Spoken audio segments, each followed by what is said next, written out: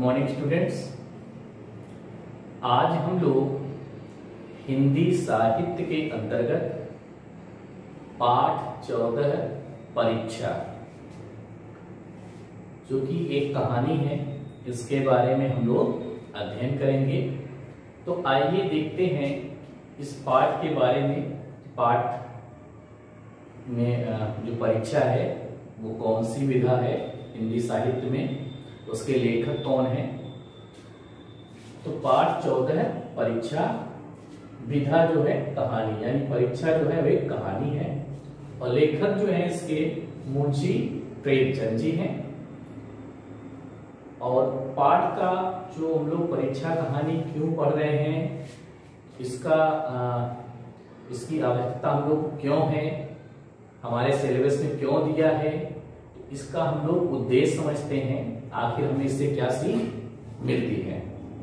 अरे बच्चों, इस कहानी का जो उद्देश्य है, हमें दया, सच्चाई, सबका सम्मान करना, परोपकार, सहनशीलता, सहानुभूति, आत्मीयता आदि की सीख मिलती है। तो किस प्रकार से हमें यहाँ पर कैसे बड़ों का सम्मान करना चाहिए, हमारे अंदर परोपकार की भावना हो, इसके अलावा अन्वयता, सहनशीलता हो, दूसरों के प्रति सहानुभूति हो, हमारे अंदर आत्मीयता जागृत हो, यह सब इस कहानी के माध्यम से यह हमको इसके लिए प्रेरित करता है। तो यह तो इस कहानी का उद्देश्य रहा है। अब आइए हम लोग थोड़ी सी चर्चा करते हैं लेखक के जीवन परिचय की। आखिर लेखक का परिचय क्या है। लेखक परिचय। युग दृष्टा प्रेमचंद का जन्म काशी के निकट लमही ग्राम में सन 1880 ईस्वी में हुआ था। इनका वास्तविक नाम धनपत राय था। इन्हें काफी संघर्षमय जीवन व्यतीत करना पड़ा। कई वर्षों तक स्कूल में अध्यापन का कार्य किया। बाद में शिक्षा विभाग में इंस्पेक्टर बन गए, लेकिन गांधी जी के सत्याग्रह आंदोलन से प्रभावित होकर इन्होंने नौकरी छोड़ दी और देश सेवा के कार्य में जुट गए। इनकी प्रमुख कृतियां हैं, अर्थात इनकी जो रचनाएं हैं वह है गोदान, कर्मभूमि, रंगभूमि, गबन, ये सब क्या है, उपन्यास है, संग्राम, करबला, प्रेम की वेदी जो कि नाटक है, सोजे वतन, नमक का दरोगा, प्रेम पचीसी आदि। तो यह इनकी जो प्रमुख कृतियां हैं, यानी प्रमुख रचनाएं हैं, उसके नाम अभी हमने आपको बताया है।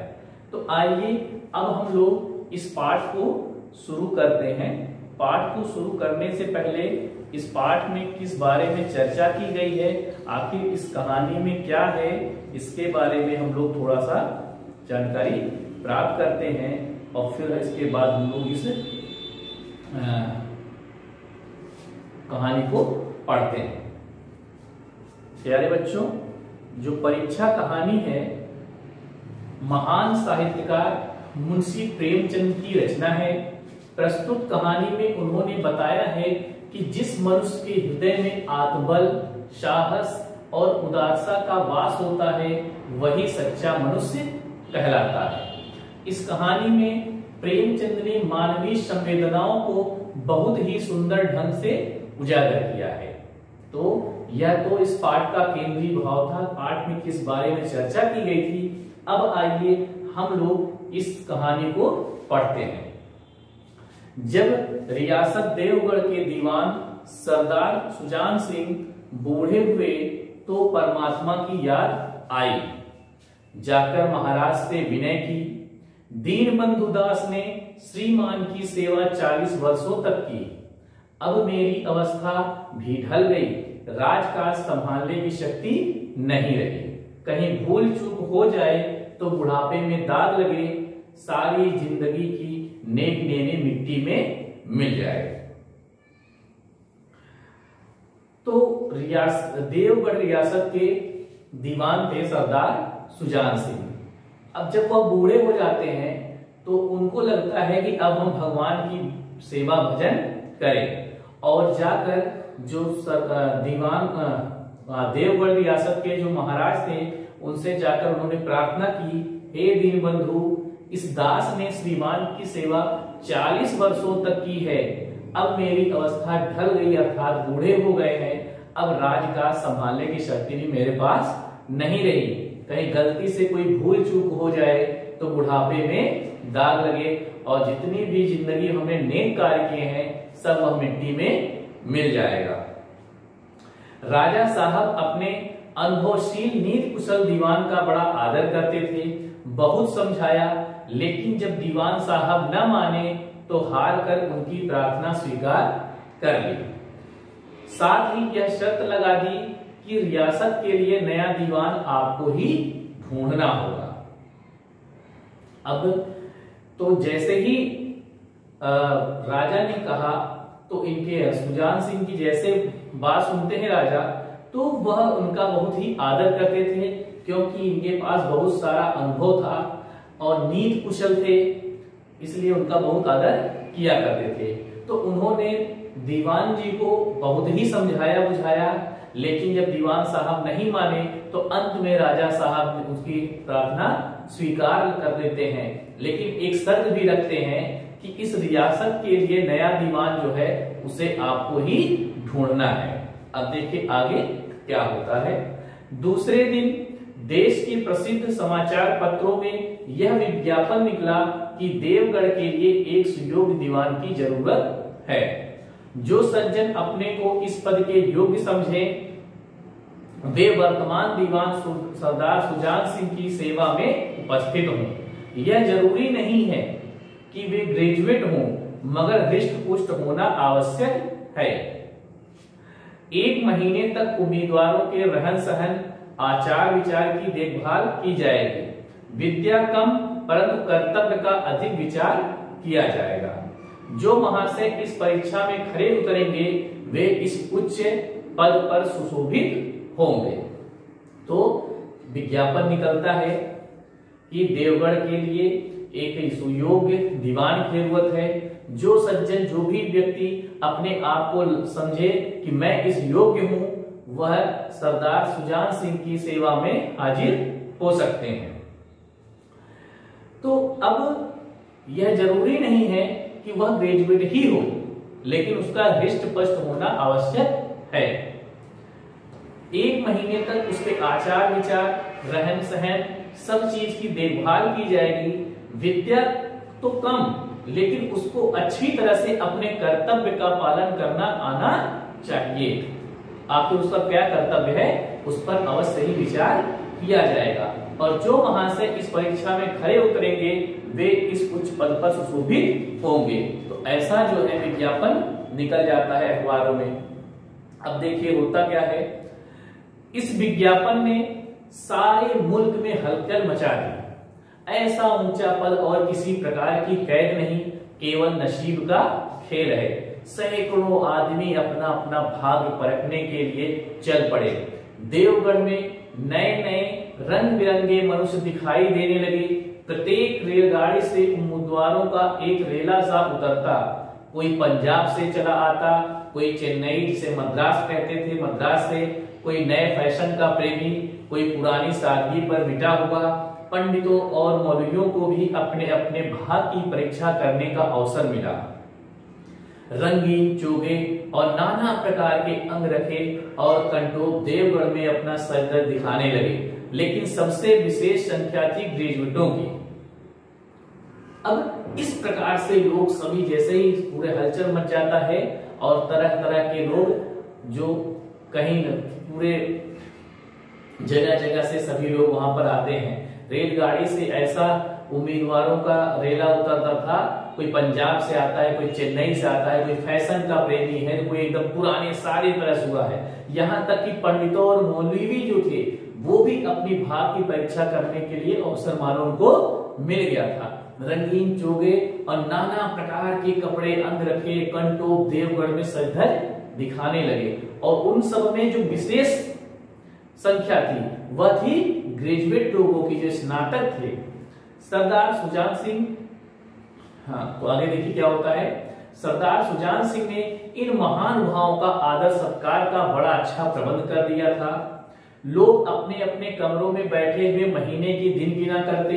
हर एक व्यक्ति अपने जीवन को अपनी बुद्धि के अनुसार अच्छे रूप में दिखाने की कोशिश करता था, लेकिन मनुष्यों का वह बूढ़ा जौहरी आड़ में बैठा हुआ देख रहा था कि इन बगलों में हंस कहाँ छिपा है।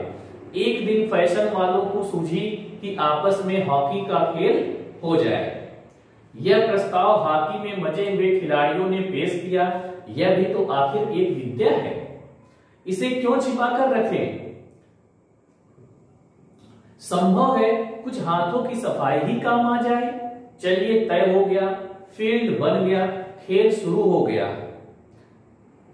रियासत देवगढ़ में यह खेल बिल्कुल निराली बात थी। पढ़े लिखे भले मानस लोग शतरंज और ताश जैसे गंभीर खेल खेलते थे।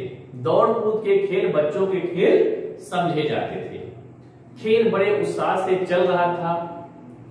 धावे के लोग जब गेंद को लेकर तेजी से उड़ते तो ऐसा मालूम हो पड़ता कि कोई लहर बढ़ती चली आती हो, लेकिन दूसरी ओर के खिलाड़ी इस बढ़ती हुई लहर को इस तरह रोक लेते थे मानो लोहे की दीवार हो। संध्या तक यही धूमधाम रही। लोग पसीने से तर हो गए। खून की गर्मी आंखों और चेहरे से झलक रही थी। हांफते हांफते बेदम हो गए, लेकिन हार जीत का निर्णय ना हो सका। तो इस प्रकार से जो वहां पर खेल हुआ, तो सबसे पहले सरदार सुजान सिंह ने जितने भी महानुभाव आए थे उस विज्ञापन को पढ़ करके जो उम्मीदवारी की परीक्षा देने के लिए सबका उसने अच्छा खासा प्रबंध कर दिया था।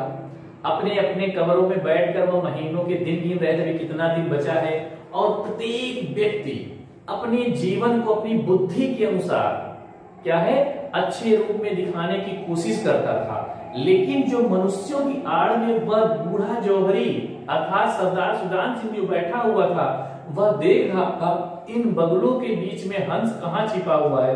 अर्थात इन लोगों में मुझे जो नेक और अच्छा जो उस पद के लिए कर्तव्य अपने कर्तव्यों को अच्छी तरह से निर्वहन कर सके, उसका जो पालन कर सके, ऐसा जो व्यक्ति हमें इनमें कहाँ छिपा है, बस उसी की तलाश में वह बैठा हुआ था। एक दिन की बात है, जो फैशन वाले लोग हैं आपस में हॉकी का खेल खेले, इस प्रकार से वहां पे निर्णय हुआ। प्रस्ताव मजे हुए खिलाड़ियों ने पेश किया था। यह भी उन्होंने सोचा आखिर यह भी तो एक विद्या ही है, इससे क्यों छिपा रखा जाए। संभव है कि कुछ हाथों की सफाई ही काम आ जाए। चलिए, फिर वहां पर तय हो जाता है, फील्ड भी बन जाता है, खेल शुरू हो जाता है। अब रियासत देवगढ़ के लिए यह खेल एकदम निराली थी, नया था, क्योंकि इसके पहले वहां पर बड़े बड़े लोग इस खेल को नहीं खेला करते थे। पढ़े लिखे जो भले मानस लोग होते थे वह शतरंज और ताश के खेल ही खेला करते थे। दौड़ कूद के जो खेल होते थे मानो वो बच्चों के खेल हो, ऐसा रियासत देवगढ़ में समझा जाता था। अब खेल भी शुरू हो गया, बहुत ही उत्साह से चल रहा था।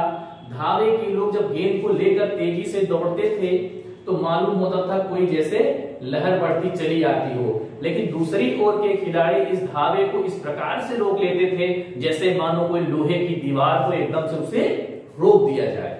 और शाम तक पूरा यही धूमधाम रहा। सभी लोग पसीने से तर हो गए थे। खून की गर्मी इस प्रकार से थी मानो आंखों और चेहरों से झलक रही थी। हांफते हांफते लोग बेदम हो गए थे, लेकिन हार जीत का निर्णय जो है अभी तक नहीं हो सका था। प्यारे बच्चों, तो यह कहानी हम लोग पढ़ रहे हैं। आज के लिए यह कहानी जो है यहीं तक है। इसके आगे की जो कहानी होगी हम लोग नेक्स्ट वीडियो में कंटिन्यू करेंगे। आप लोग आपका जो गृह कार्य होगा उस गृह कार्य में आप लोग मुंशी प्रेमचंद का जीवन परिचय और पाठ से संबंधित जो भी शब्दार्थ है उसे आप लोग अपनी कॉपी में करेंगे। तो आज के लिए इतना ही। धन्यवाद।